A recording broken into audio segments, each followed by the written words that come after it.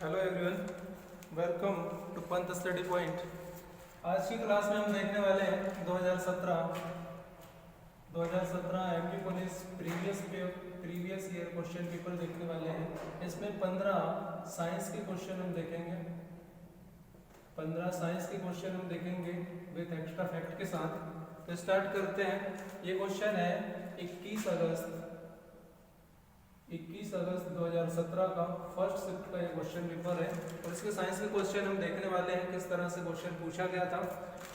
लेते हैं पहला क्वेश्चन था गाय का बछड़ा खालिस्तान कहलाता है। पहला क्वेश्चन था गाय का बछड़ा खालिस्तान कहलाता है। खालिस्तान कहलाता है, एक अच्छा क्वेश्चन था। गाय का बछड़ा खालिस्तान कहलाता है। ऑप्शन में इसका सही आंसर हो जाता गाय का बछड़ा जो है वो कॉफ कहलाता है। कॉफ, CALF, ये सही आंसर है कॉफ। तो गाय का बछड़ा अब याद रखना है, कॉफ कहलाता है। कुछ एक्स्ट्रा चीजें हम देखते हैं यहाँ पे और क्या क्या पूछा जाता है। जैसे पूछा जाता है भेड़ का बच्चा है वो क्या कहलाता है, तो मेमना, ये पूछा जाता है अक्सर, ये याद रखना है। शेर का बच्चा पूछा जाता है सावक, ये याद रखना है, ये भी पूछा जाता है।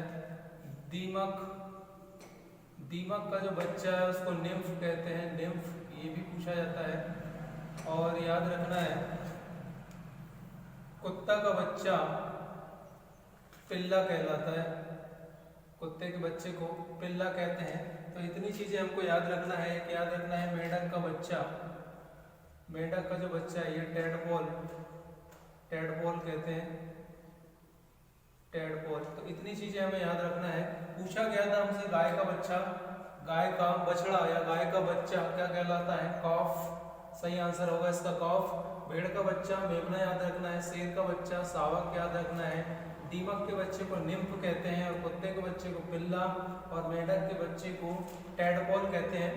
लेते हैं अगला क्वेश्चन में पूछा गया था अस्थियों को सिरों से ढांकता है। क्वेश्चन ये भी ठीक था साइंस का। अस्थियों को सिरों से ढांकता है, और जोड़ों में घर्षण कम करता है, घर्षण कम करता है। यह किससे ढका होता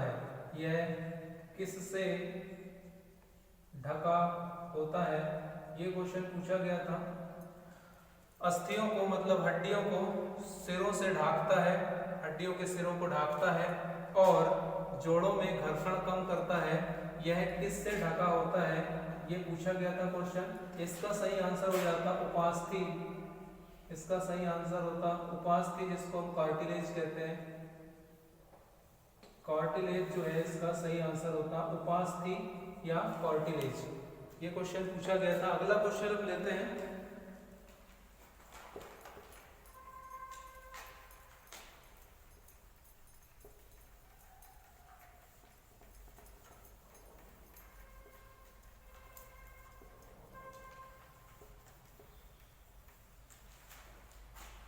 नेक्स्ट क्वेश्चन देखते हैं। पूछा गया था वह तारामंडल निम्न है जिसका नाम हंटर है। क्वेश्चन ये, वह तारामंडल निम्न है जिसका नाम हंटर है, ये क्वेश्चन पूछा गया था। वह तारामंडल निम्न है जिसका नाम हंटर है। इसका सही आंसर हो जाता ओरायन, ये हो जाता ओरायन। आगे भी ये पूछा जाएगा ओरायन क्या है, एक तारामंडल है जिसका अन्य नाम भी क्या है, हंटर है। तो ये क्वेश्चन बढ़िया क्वेश्चन था। वह तारामंडल निम्न है जिसका नाम हंटर है। अब याद रखना है हंटर को जो है ओरायन कहते हैं, या पूछा जाएगा ओरायन का अन्य नाम, तो हंटर, ये क्वेश्चन था। इसके आसपास की चीजें में हम देखते हैं। क्वेश्चन आता है यहाँ से वर्ष का सबसे बड़ा दिन कौन सा होता है। वर्ष का सबसे बड़ा दिन जो है वो 21 जून को होता है, वर्ष का सबसे बड़ा दिन। और सबसे छोटा दिन वर्ष का सबसे छोटा दिन भी पूछा जाता है तो 22 दिसंबर, ये याद रखना है। लेकिन यहाँ से पूछा जाता है कि वर्ष का सबसे बड़ा दिन 21 जून कौन से गोलार्ध में होता है, तो ये याद रखना है उत्तरी गोलार्ध। या पूछा जाए उत्तरी गोलार्ध का सबसे बड़ा दिन तो 21 जून, उत्तरी गोलार्ध का सबसे बड़ा दिन तो 21 जून। और दक्षिणी गोलार्ध का सबसे बड़ा जून यदि पूछा जाता है, दक्षिणी गोलार्ध का सबसे बड़ा दिन यदि पूछा जाता है तो दक्षिणी गोलार्ध का सबसे बड़ा दिन हो जाता है 22 दिसंबर। पूछा जाता है, याद रखना है, वर्ष का सबसे बड़ा दिन 21 जून, वर्ष का सबसे छोटा दिन 22 दिसंबर, उत्तरी गोलार्ध में बड़ा दिन 21 जून, दक्षिणी गोलार्ध में बड़ा दिन जो है वो है 22 दिसंबर पूछा जाता है। इसके बाद हमको याद रखना है, एक पूछा जाता है इसमें तारामंडल से संबंधित विषुव को हम इक्विनोक्स कहते हैं, विषुव को हम इक्विनोक्स कहते हैं। और इक्विनोक्स का मतलब होता है बराबर, इक्विनोक्स का मतलब होता है बराबर। तो क्वेश्चन आता है, वर्ष में कौन से 2 दिन हैं जिनमें दिन और रात बराबर होती हैं, तो याद रखना है 21 मार्च और 23 सितंबर। 21 मार्च और 23 सितंबर ऐसे 2 डेट हैं जिनमें दिन और रात बराबर होते हैं। तो दिन और रात बराबर, या तो क्वेश्चन पूछा जाएगा इक्विनोक्स या फिर विषुव का मतलब है, विषुव या इक्विनोक्स का मतलब है दिन और रात का बराबर होना, दिन और रात का बराबर होना। या ऐसे कौन से 2 दिन हैं जिसमें दिन और रात बराबर होते हैं, तो 21 मार्च और 23 सितंबर को जो है दिन और रात बराबर होते हैं। इसी को हम इक्विक्स कहते हैं, इक्विनोक्स कहते हैं या विषुव कहते हैं। दूसरी चीज यहाँ से पूछा जाता है, थोड़ा सा हम ध्यान देंगे, अपसौर और उपसौर में, अपसौर और उपसौर यहाँ से ये भी पूछा जाता है। यदि हम अपसौर की बात करें तो कब होता है और उपसौर कब होता है। उपसौर को हम प्रीहेलियन कहते हैं, प्रीहेलियन कहते हैं उपसौर को, और अपसौर को अफेलियन कहते हैं, अफेलियन कहते हैं। इसका मतलब है, यदि हम यहाँ देखते हैं, ये पृथ्वी है, ये जो है ये पृथ्वी है, सूर्य के चारों ओर चक्कर लगाती है पृथ्वी, सूर्य के चारों ओर चक्कर लगाती है पृथ्वी। तो जब सूर्य से पृथ्वी की दूरी कहीं कहीं पे अधिकतम होती है, सूर्य से पृथ्वी की दूरी कहीं पे अधिकतम होती है और कहीं कहीं पे सूर्य से पृथ्वी की दूरी न्यूनतम होती है, उसी को हम अपसौर और उपसौर कहते हैं। तो ये देखते हैं कि उपसौर जो है ये सूर्य और पृथ्वी, सूर्य और पृथ्वी के बीच न्यूनतम दूरी, यदि क्वेश्चन आता है कि अपसौर का उपसौर का मतलब है, तो सूर्य और पृथ्वी के बीच न्यूनतम दूरी, मतलब यहाँ पे ये न्यूनतम दूरी होगी, इसको उपसौर कहेंगे, न्यूनतम दूरी को हम उपसौर कहते हैं। और ये कब होता है, 4 जनवरी, ये होता है 3 जनवरी को, ये होता है 3 जनवरी को ऐसी कंडीशन आती है। 3 जनवरी को उपसौर होता है, मतलब सूर्य और पृथ्वी के बीच न्यूनतम दूरी हो जाती है। और अपसौर की हम बात करें, उप मतलब त्रि मतलब 5 होता है, तो याद रख लेना है। अपसौर का मतलब होता है सूर्य और पृथ्वी के बीच, सूर्य और पृथ्वी के बीच अधिकतम दूरी, सूर्य और पृथ्वी के बीच अधिकतम दूरी को हम अपसौर कहते हैं। और ये होता है 4 जुलाई को, ये होता है 4 जुलाई को अधिकतम दूरी होती है। तो आई थिंक ये समझ में आया होगा कि अपसौर उपसौर क्या है। उपसौर इसका मतलब सूर्य और पृथ्वी के बीच में न्यूनतम दूरी को उपसौर कहेंगे, ये होता है 3 जनवरी को।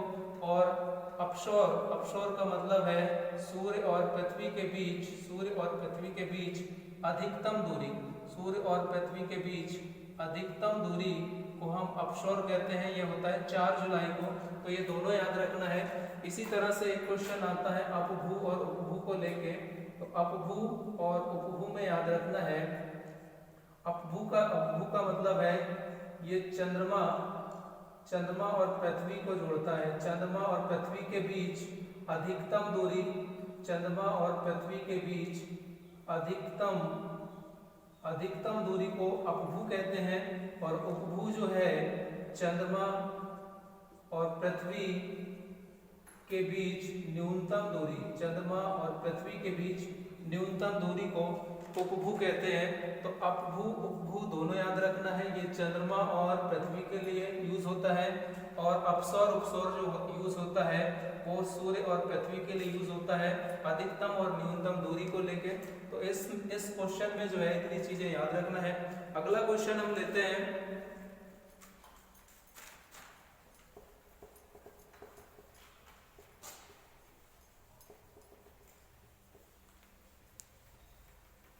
इसमें हम थोड़ा सा एक चीज और देखें कि यहाँ पे पूछा जाता है सूर्य ग्रहण और चंद्र ग्रहण के बारे में, सूर्य ग्रहण और चंद्र ग्रहण के बारे में। तो सूर्य ग्रहण को हम सोलर इक्लिप्स कहते हैं, सोलर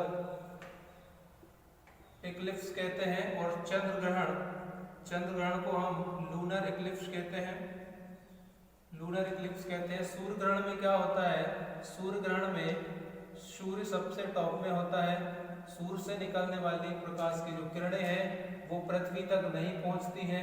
पृथ्वी के बीच में कौन आ जाता है, सूर्य और पृथ्वी के बीच में चंद्रमा आ जाता है। तो यहाँ पे याद रखना है, सूर्य ग्रहण के समय दिन जो है वो धुंधला होता है, दिन जो है वो धुंधला होता है। उसकी वजह है कि सूर्य और पृथ्वी के बीच में चंद्रमा का आ जाना, तो सूर्य प्रकाश की किरणें चंद्रमा पर पड़ने की वजह से दिन का जो टाइम है वो धुंधला हो जाता है। उस समय को हम कहते हैं सूर्य ग्रहण। और सूर्य ग्रहण कब होता है, तो याद रखना है ये अमावस्या, अमावस्या ये भी पूछा जाता है, सूर्य ग्रहण के समय कौन सा टाइम होता है। सूर्य ग्रहण के समय अमावस्या का टाइम होता है। और चंद्र ग्रहण के समय याद रखना है, चंद्र ग्रहण में क्या होता है, दिन जो है चंद्र ग्रहण के समय जो है वो पृथ्वी बीच में आ जाती है। सूर्य ग्रहण के समय पृथ्वी बीच में आ जाती है और चंद्रमा पीछे हो जाता है। तो सूर्य की जो प्रकाश की जो किरणें हैं वो पृथ्वी पर पड़ने लगती हैं, चंद्रमा बाजू में हो जाता है। तो उस समय रात जो है, रात उजली होती है, रात क्या होती है, उजली होती है सूर्य ग्रहण के समय। और सूर्य ग्रहण जो होता है वो याद रखना है, सूर्य ग्रहण पूर्णिमा के टाइम पे होता है, पूर्णिमा के टाइम पे। तो सूर्य ग्रहण का जो टाइम पीरियड है वो पूर्णिमा, और चंद्र ग्रहण का जो टाइम पीरियड है वो पूर्णिमा, और सूर्य ग्रहण का जो टाइम पीरियड है वो अमावस्या। ये दोनों में कंफ्यूज नहीं होना है, पूछा जाता है। अगला क्वेश्चन हम लेते हैं, क्या पूछा गया था,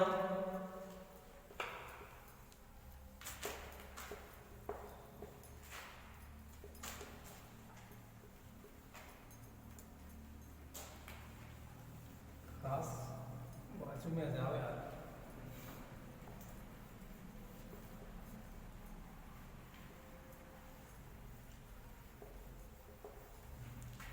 अगला क्वेश्चन लेते हैं। अगला क्वेश्चन पूछा गया था, मुलायम धातुएं जिन्हें आसानी से चाकू से काटा जा सकता है, मुलायम धातुएं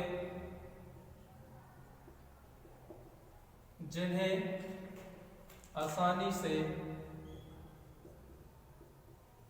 चाकू से काटा जा सकता है, उसका नाम पूछा था। मुलायम धातुएं जिन्हें चाकू से आसानी से काटा जा सकता है, उसका नाम पूछा था। तो उसका नाम हो जाता सोडियम, उसका नाम हो जाता, यदि सोडियम ऑप्शन में है तो सोडियम, या फिर सोडियम यदि ऑप्शन में नहीं है तो पोटेशियम भी आता है, पोटेशियम पारा, कैल्शियम, ये जो है सभी चाकू से काटी जाने वाली धातुएं हैं।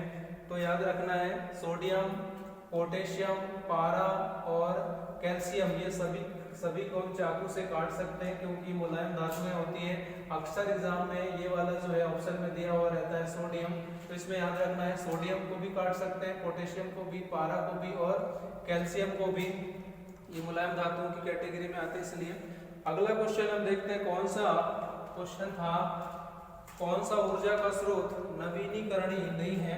क्वेश्चन था, कौन सा ऊर्जा का स्रोत नवीकरणीय नहीं है, ये पूछा था। कौन सा ऊर्जा का स्रोत नवीकरणीय नहीं है, तो इसका सही आंसर उस टाइम पे होता नाभिकीय ऊर्जा, नाभिकीय ऊर्जा इसका सही आंसर हो जाता है, नाभिकीय ऊर्जा। अब हम इसको समझते हैं, कौन सा ऊर्जा का स्रोत नवीकरणीय नहीं है, तो इसका सही आंसर हो जाता है नाभिकीय ऊर्जा। अब हम समझते हैं कि नवीकरणीय क्या है। नवीकरणीय और अनवीकरणीय ऊर्जा स्रोत क्या है। नवीकरणीय को हम बोलते हैं अनवीकरणीय, इसको हम परंपरागत कह देते हैं, परंपरागत स्रोत कहते हैं, और इसको गैर परंपरागत कहते हैं, गैर परंपरागत स्रोत कहते हैं। दूसरी भाषा में हम देखें इंग्लिश में तो इसको रिन्यूएबल कहते हैं, रिन्यूएबल सोर्स होता है, और ये होता है नॉन रिन्यूएबल होता है, नॉन रिन्यूएबल होता है। तो अब यहाँ हम समझते हैं कि नवीकरणीय ऊर्जा स्रोत और अनवीकरणीय ऊर्जा स्रोत क्या है। तो नवीकरणीय ऊर्जा स्रोत जो कभी खत्म नहीं होंगे, जो कभी खत्म नहीं होंगे, जिनका यूज जो है वो आगे तक चलता रहेगा, और अनवीकरणीय जिनका यूज जो है कुछ समय बाद ये खत्म हो जाएगा। ऐसे स्रोत जो खत्म होने के कगार पे हैं अनवीकरणीय है, जिनको हम रिन्यूएबल नहीं कर सकते। परंपरागत है, पहले से चले आ रहे हैं और ये एक दिन खत्म हो जाएंगे, उसको अनवीकरणीय कहते हैं, या परंपरागत स्रोत कहते हैं, या नॉन रिन्यूएबल कहते हैं। वहीं पे जिनका उपयोग लगातार अभी चलने वाला है, जो खत्म नहीं होंगे, जिनको हम एक फॉर्म से दूसरे फॉर्म में बदल कर यूज करते रहेंगे, वो नवीकरणीय होता है, मतलब गैर परंपरागत है, इसलिए इसको हम रिन्यूएबल कर सकते हैं, रीयूज कर सकते हैं। इसलिए अब इसका एग्जाम्पल पूछा जाता है, वही यहाँ पे पूछा गया था। तो नाभिक की ऊर्जा ये किसमें आ जाता है, नाभिक की ऊर्जा जो है वो आ जाता है किसमें, नाभिक की ऊर्जा जो है वो क्या है, अनवीकरणीय है, मतलब परंपरागत स्रोत है जो खत्म हो जाएगा। नाभिक की ऊर्जा मतलब किससे तैयार होता है, या यूरेनियम से, और यूरेनियम एक दिन खत्म हो जाएगा, तो इसको हम किस में रखेंगे, परंपरागत स्रोत में। परंपरागत स्रोत में पेट्रोल आ जाएगा जो एक दिन खत्म होगा, डीजल है, ये जीवाश्म ईंधन जितने भी हैं ये सब एक दिन खत्म हो जाएंगे, तो ये सब इसमें आएंगे। इसके साथ साथ याद रखना है प्राकृतिक गैस, नेचुरल गैस, ये भी खत्म होंगे। तो ये परंपरागत स्रोत हैं जो खत्म होंगे। वहीं हम बात करते हैं गैर परंपरागत की, तो जैसे सूर्य ऊर्जा, सौर ऊर्जा, हम कह सकते हैं सौर ऊर्जा, ये खत्म नहीं होगा, तो ये गैर परंपरागत में आएगा। पवन ऊर्जा की बात करते हैं तो सौर ऊर्जा, पवन ऊर्जा, ज्वारी ऊर्जा, तो ये समझ में आ गया होगा कि गैर परंपरागत वो होंगे जो खत्म नहीं होंगे, उनका हम यूज हम बार बार कर सकते हैं, और ऐसे स्रोत जो खत्म होने के कगार पे हैं उनको हम गैर परंपरागत स्रोत में रखते हैं, परंपरागत स्रोत में रखते हैं जो खत्म होने के कगार पे हैं। तो इस तरह से यदि ऑप्शन आते हैं और यहाँ पे चूज करने पूछता है कि कौन सा नवीकरणीय है, कौन सा अनवीकरणीय है, तो हम आसानी से बता सकते हैं। अगला क्वेश्चन हम लेते हैं जो पूछा गया था,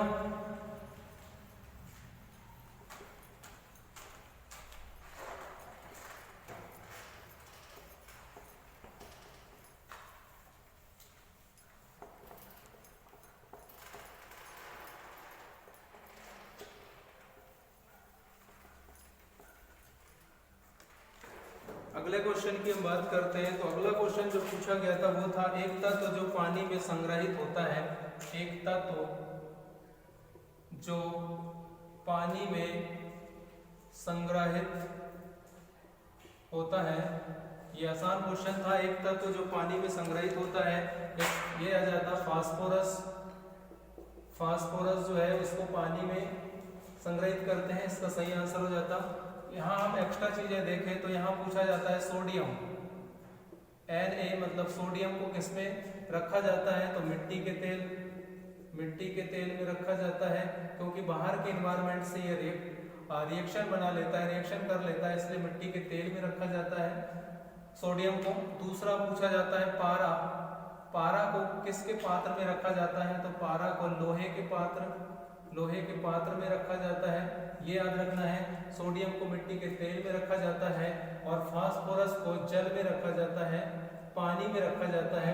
ये तीनों चीजें पूछी जाती हैं, याद रखना है। एक लाल फास्फोरस होता है, एक सफेद फास्फोरस होता है। तो लाल क्वेश्चन आता है माचिस माचिस की तीली में कौन सा फास्फोरस लगा होता है? तो लाल फास्फोरस लगा होता है, रेड फास्फोरस लगा होता है। अगला क्वेश्चन हम लेते हैं जो पूछा गया था। अगला क्वेश्चन पूछा गया था फसलों की खेती के लिए वनों का सफाया किया जा रहा है। क्वेश्चन था ये, फसलों की खेती के लिए वनों का सफाया किया जा रहा है, इसका प्रभाव होगा ये पूछा जा रहा है। जब वनों की खेती के लिए जो है फसलों की खेती के लिए जो है वनों का सफाया किया जा रहा है, मतलब वन कम होंगे तो इसका प्रभाव तो बहुत कुछ होगा, लेकिन सही ऑप्शन था इसका मृदा अपरदन मतलब मिट्टी का कटाव बढ़ेगा। ऑप्शन के अकॉर्डिंग ये सही आंसर है, मृदा का अपरदन या मिट्टी का कटाव। वैसे तो बहुत सारे प्रभाव होंगे, वर्षा पर भी इसका इफेक्ट होगा, बारिश कम होगी, तो इसमें सही आंसर हो जाता है मृदा का अपरदन जो होगा। यदि वन नहीं होंगे तो मिट्टी का कटाव, मृदा का अपरदन बहुत ज्यादा होने लगेगा। ये क्वेश्चन था। इसमें यदि हम देखें तो एमपी में पूछा जाता है, एमपी के अंदर मृदा अपरदन सबसे ज्यादा कौन से जिले में है? तो मुरैना याद रखना है। मध्य प्रदेश के अंदर मृदा अपरदन सबसे ज्यादा किस जिले पे? तो मुरैना जिला याद रखना है। यदि वनों की बात हुई है तो हम देखते हैं वन संरक्षण अधिनियम आया था, वन को बचाने के लिए वन संरक्षण अधिनियम आया था। ये पूछा जाता है कब आया था? 1980 में वन संरक्षण अधिनियम आया वनों को बचाने के लिए। फिर पूछा जाता है, याद रखना है, यदि हम एमपी के अंदर देखें तो सबसे ज्यादा वन जो है वो बालाघाट में है,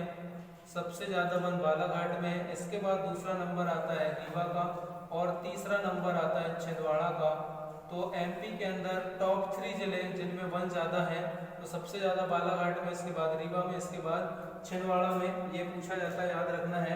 यदि हम भारत की बात करें तो भारत के अंदर सबसे ज्यादा वन कहाँ पे है? एमपी में है। इसके बाद नंबर आता है अरुणाचल प्रदेश का, यहाँ पे ज्यादा वन है। इसके बाद नंबर आता है छत्तीसगढ़ का। तो भारत के टॉप 3 स्टेट याद रखना है जहाँ पे वनों की संख्या ज्यादा है, तो एमपी, फिर अरुणाचल प्रदेश, फिर छत्तीसगढ़। यदि परसेंटेज में पूछा जाता है भारत में, परसेंटेज के आधार पर सबसे ज्यादा वन, प्रतिशतता के आधार पर सबसे ज्यादा वन कहाँ पे है? तो हमको मिजोरम याद रखना है। इतनी चीजें याद रखना है यहाँ पे। अगला क्वेश्चन हम लेते हैं जो पूछा गया था,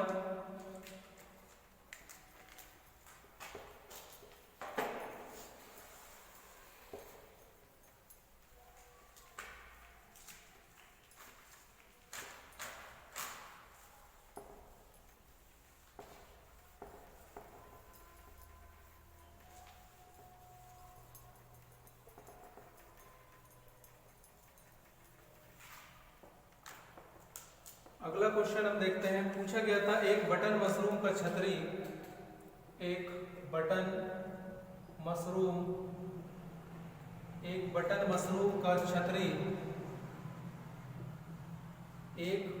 मशरूम का छतरी जैसा गोलाकार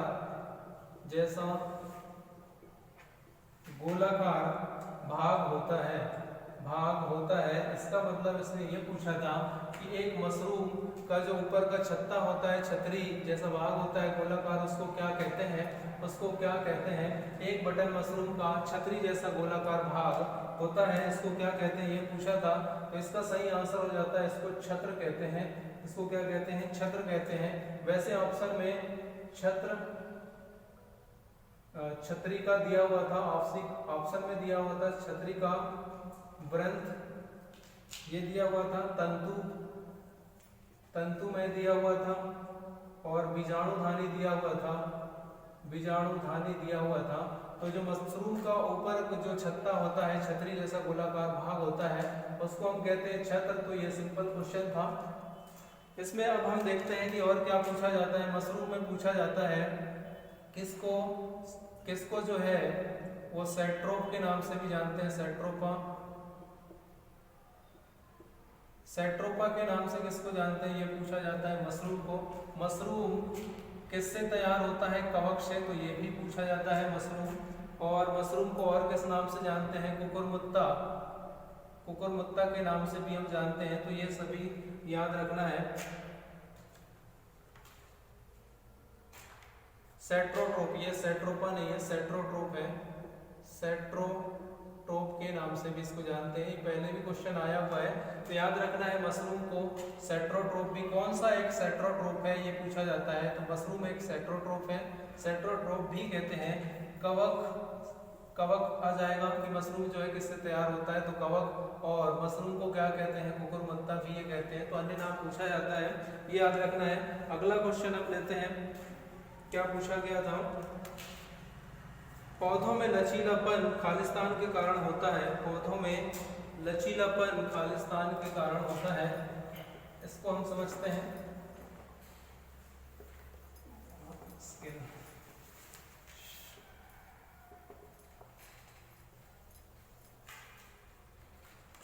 क्वेश्चन हम देखते हैं, पौधों में लचीलापन खालिस्तान के कारण होता है। क्वेश्चन था पौधों में लचीलापन खालिस्तान के कारण होता है, तो इसका सही आंसर आ जाता श्लेषोतक। सही आंसर श्लेषोतक था इसका सही आंसर, श्लेषोतक। श्लेषोतक को ही हम कोलेनकाइमा भी कहते हैं, कोलेनकाइमा भी कहते हैं। इसको हम समझने की कोशिश करते हैं। ये क्वेश्चन था पादप ऊतक से, क्वेश्चन था पादप ऊतक का ये क्वेश्चन था। यदि हम पादप ऊतक को पूरा देखें तो वहीं से क्वेश्चन था पौधों में लचीलापन होता है श्लेषोतक के कारण। इसको हम थोड़ा समझने की कोशिश करते हैं। वैसे पहले के वीडियो में भी मैं ये बताया हूँ, पादप ऊतक को दो भाग में बांटते हैं और एक को कहते हैं, एक भाग होता है विभाज्योतक ऊतक, एक भाग होता है विभाज्योतक ऊतक, दूसरा हम कहते हैं स्थायी ऊतक, परमानेंट टिश्यू। ये होता है परमानेंट टिश्यू और ये होता है मेरिस्टेमेटिक टिश्यू। तो यहाँ पे पादप ऊतक को दो भाग में बांटते हैं और देखते हैं पादप ऊतक। यहाँ से भी क्वेश्चन आता है, पौधों के विभाजन के लिए कौन सा ऊतक जिम्मेदार है? पौधों के विभाजन के लिए नाम में सही स्पष्ट है, विभाज्योतक ऊतक जो है वो जिम्मेदार है। इसको कितने भाग में बांटते हैं? इसको हम तीन भाग में बांटते हैं, जिसको हम शीर्ष ऊतक कहते हैं। एक भाग को शीर्ष ऊतक कहते हैं, एक भाग को पार्श्व ऊतक कहते हैं और एक भाग को हम अंतर्वेशी ऊतक कहते हैं। पार्श्व शीर्ष ऊतक मतलब एपिकल टिश्यू हम इसको कहते हैं, एपिकल टिश्यू। इसको लैटरल टिश्यू कहते हैं और इसको इंटरकैलरी टिश्यू कहते हैं। तो यहाँ से भी पूछा जाता है, पेड़ पौधों के शीर्ष भाग को बढ़ाने के लिए कौन सा ऊतक जिम्मेदार है? तो शीर्ष भाग को बढ़ाने के लिए, जैसे कोई पेड़ है, पेड़ के शीर्ष को बढ़ाने के लिए, पौधों की जड़ों को बढ़ाने के लिए कौन जिम्मेदार होगा? शीर्ष ऊतक। पार्श्व ऊतक क्या करता है कि जो पौधे का जो घेरा है, इसका जो घेरा है, इसका वलय है, तो वलय या घेरा को बढ़ाता है। ये जो है वलय या पौधे का घेरा या मोटाई को बढ़ाता है, लेटरल या पार्श्व ऊतक। और ये क्या करता है? ये पौधों की ऊंचाई को बढ़ाता है, शीर्ष ऊतक। और अंतर्वेशी की हम बात करें तो ये क्या करता है? तनों की लंबाई को ये वाला ऊतक बढ़ाता है। इसी तरह से हम देखें स्थायी ऊतक, तो स्थायी ऊतक को भी जो है वो दो भाग में डिवाइड करते हैं। एक होता है सरल ऊतक, एक होता है सिंपल टिश्यू सरल ऊतक और दूसरा भाग होता है जटिल ऊतक। दूसरा भाग होता है जटिल ऊतक, जिसको हम कहते हैं कॉम्प्लेक्स टिश्यू कहते हैं। सरल ऊतक को भी हम तीन भाग में बांटते हैं। इसके तीन भाग कौन से हम देखते हैं। इसमें एक होता है पेरेनकाइमा इंग्लिश में कहते हैं, लेकिन इसको हिंदी में मृदु ऊतक कहते हैं, मृदु ऊतक। और एक होता है कोलेनकाइमा, जो अभी पूछा गया था, कोलेनकाइमा। और इसको हम कहते हैं दृढ़ ऊतक, स्थूल कोण ऊतक कहते हैं, इसको स्थूल कोण ऊतक कहते हैं, स्थूल कोण ऊतक। और एक होता है स्क्लेरेनकाइमा, स्क्लेरेनकाइमा होता है, इसको हम दृढ़ ऊतक कहते हैं, दृढ़ ऊतक कहते हैं। तो यहाँ पे हमने देखा कि लचीलापन, पौधों में लचीलापन होता है, पौधों में लचीलापन होता है स्थूल कोण या कोलेन काइमा की वजह से। इसको हम श्लेष ऊतक भी कहते हैं। क्या कहते हैं? श्लेष ऊतक, श्लेष ऊतक, श्लेष ऊतक भी कहते हैं। और इसमें याद रखना है कि ये क्या करता है, हाँ, यदि हम पैरेन्काइमा की बात करें, मृदु ऊतक की बात करें, तो ये भोजन को पैकेट के रूप में बनाता है। भोजन को जो है, भोजन का पैकेट तैयार करता है, विभिन्न हिस्सों तक पहुंचाता है मृदु ऊतक। और स्क्लेरेन्काइमा दृढ़ ऊतक की हम बात करें तो ये पौधों को मजबूत बनाता है, मजबूत बनाता है। तो इतनी चीजें हमें याद रखना है। इन तीनों ऊतकों का काम क्या है, यहीं से क्वेश्चन पूछा गया था। जटिल ऊतक की हम बात करें तो जटिल ऊतक में हम फ्लोएम को लेते हैं और जाइलम को लेते हैं। जाइलम और फ्लोएम को जटिल ऊतक के अंतर्गत रखते हैं और इसी को हम संवहन ऊतक भी कहते हैं। इसी को हम संवहन ऊतक के नाम से भी जानते हैं। यदि संवहन ऊतक पूछा जाए तो फ्लोएम और जाइलम। फ्लोएम का काम क्या है, बना हुआ भोजन, जो पत्तियों से बना हुआ भोजन को जड़ों तक लेके जाता है। और जाइलम जाइलम जो है वो जड़ से पत्तियों तक पानी को लेके जाता है। तो ये तो पहले से ही पता होता है सभी को। तो इस तरह से हमने पादप ऊतक को देखा। यहाँ से क्वेश्चन बनते हैं। अगला क्वेश्चन हम लेते हैं जो पूछा गया था,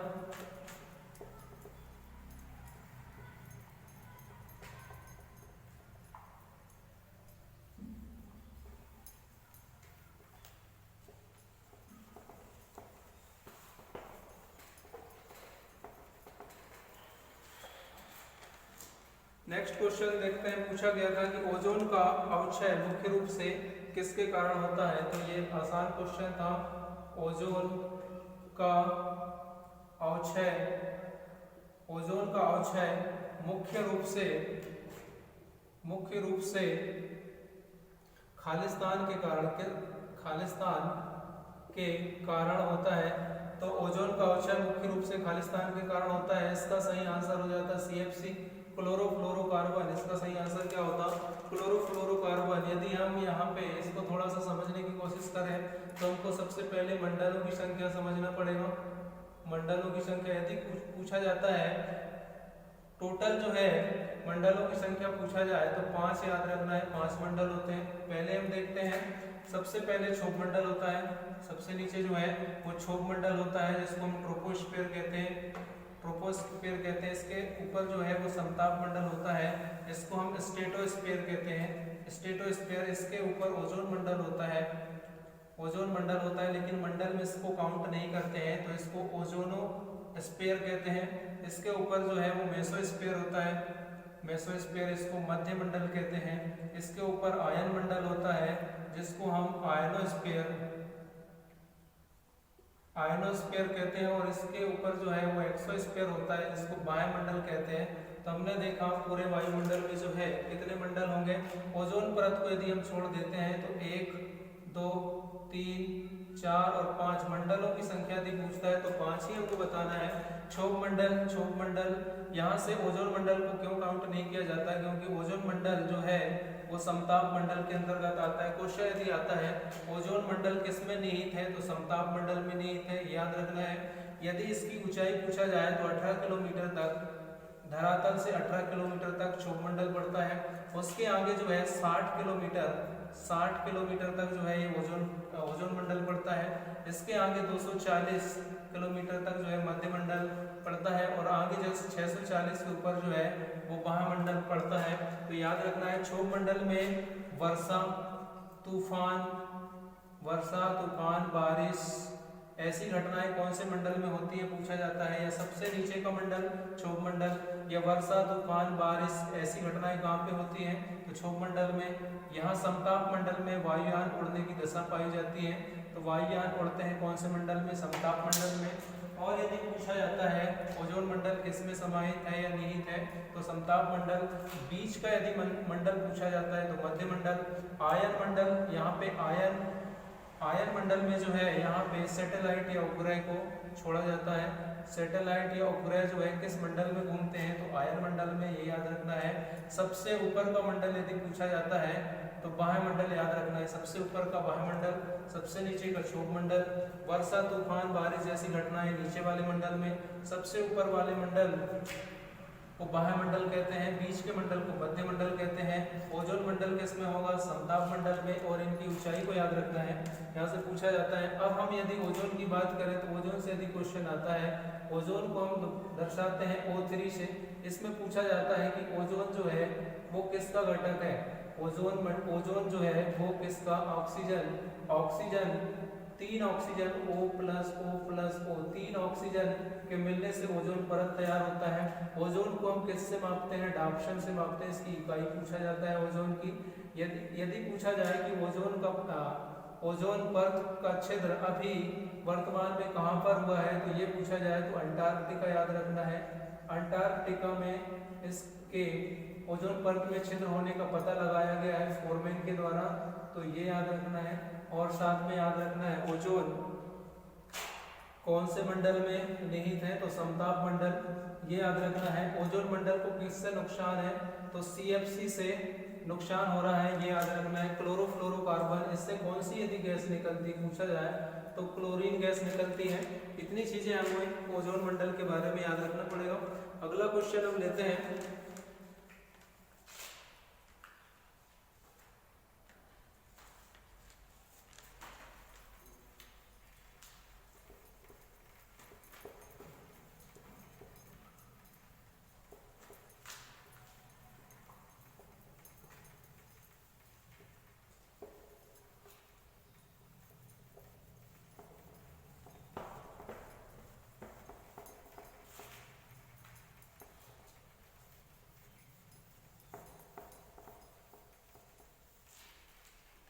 अगला क्वेश्चन देखते हैं। अगला क्वेश्चन क्या था, अगला क्वेश्चन पूछा गया था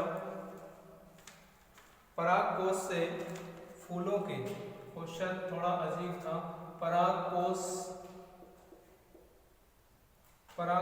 से फूलों के वर्तिकाग्र, परागकोश से फूलों के वर्तिकाग्र तक पराग का स्थानांतरण कहलाता है, पराग का स्थानांतरण कहलाता है, ये पूछा गया था। तो इसका सही आंसर हो जाता परागण, इसका सही आंसर हो जाता परागण। क्वेश्चन था परागकोश से फूलों के वर्तिकाग्र तक पराग का स्थानांतरण कहलाता है, तो ये हो जाता परागण, क्योंकि फूलों में जो है वो परागण की क्रिया होती है।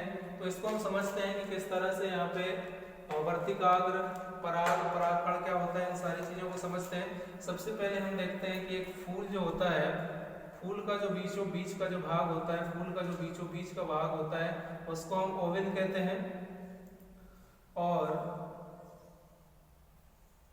जो नीचे की ओर जो पत्ते होते हैं उसे क्या कहते हैं, और जो इस तरह से जो डंडी देखते हैं हम पौधों में उन्हें क्या कहते हैं, ये सारी चीजें समझने की कोशिश करेंगे। तो इसको हम समझते हैं इससे कि फूलों में जो है कैसा प्रजनन होता है, अलैंगिक प्रजनन होता है।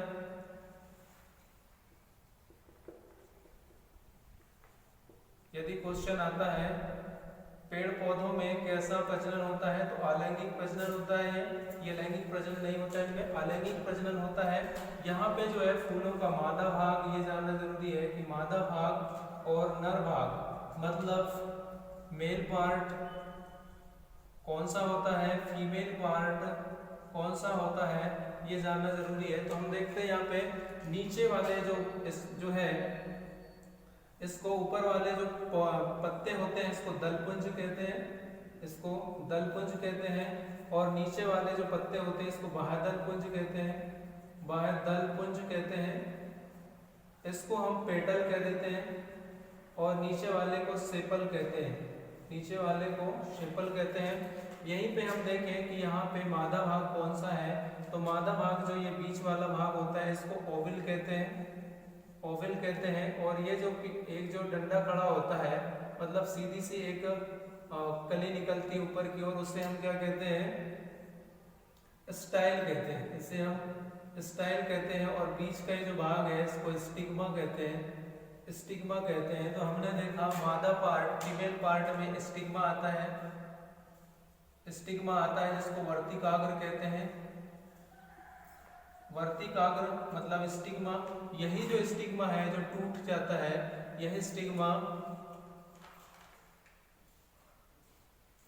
यहाँ पे जो है स्टिग्मा जो है वर्तिकाग्र, हाँ सही है। इसके बाद हम देखते हैं स्टाइल, स्टाइल इसको स्टाइल को हम कहते हैं वर्तिका, वर्तिका कहते हैं। और यहाँ पे इसमें जो होता है स्टाइल और स्टिग्मा, इन दोनों को मिला के कहा जाता है कार्पेल, इसको कहा जाता है कार्पेल या पिस्टिल भी कहा जाता है, पिस्टिल, कार्पेल या पिस्टिल। तो मादा पार्ट में एक तो कार्पेल भी आएगा और पिस्टिल भी आएगा, पिस्टिल भी आएगा। और इन दोनों को ही मिला के हम पुंकेसर कहते हैं, सॉरी स्त्री केसर कहते हैं, स्त्री केसर कहा जाता है इन दोनों को मिला के।